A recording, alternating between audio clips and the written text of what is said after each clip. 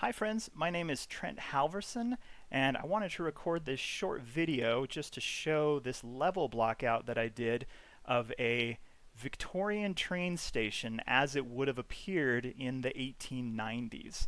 So I went on a business trip a couple of years ago to London, and while I was traveling around, I went through a couple of these stations, and they're just really cool on the inside. They still exist, they still use them.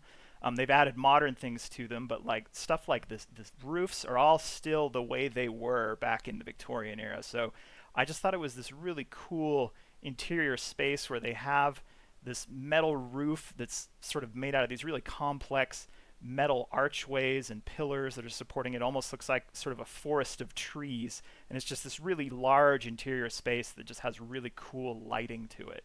So the elements of this level, it's based on Liverpool Street Station, which again still exists, and the layout is close to this, not quite. I moved a few things around just to improve gameplay and sight lines and things like that. But this area where we are now would have been the freight area where they would have moved cargo and parcels, and there's platforms for loading and unloading.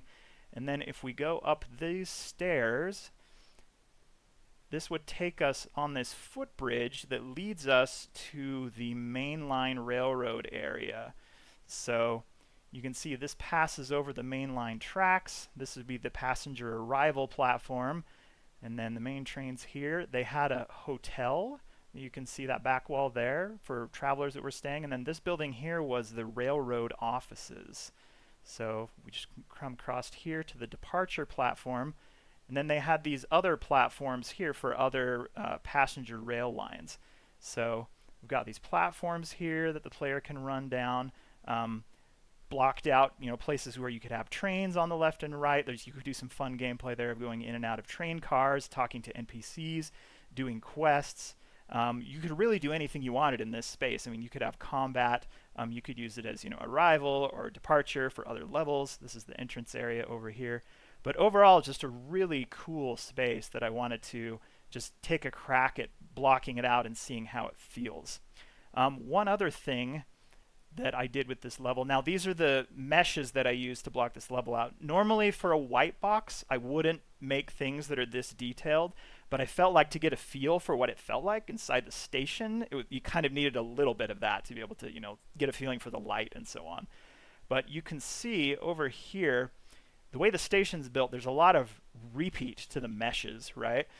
So like this roof is, 800 and something, or 80, something different repeats of the same mesh. So what I did was I made a blueprint actor. You can see up here the BP mesh array. And in the construction script, I added a hierarchical instant static mesh component so that it can spawn efficiently multiple copies of the same mesh with a regular offset. And that makes it much easier for me as the level builder that I don't have to go place each one of these individual instances. I can just tell it how many I want. So you can see over down here on the side, if I set these counts to 1, this is the mesh that it is, repeating over and over again. And then if I set these back to where they were before, now we have the roof back like it was.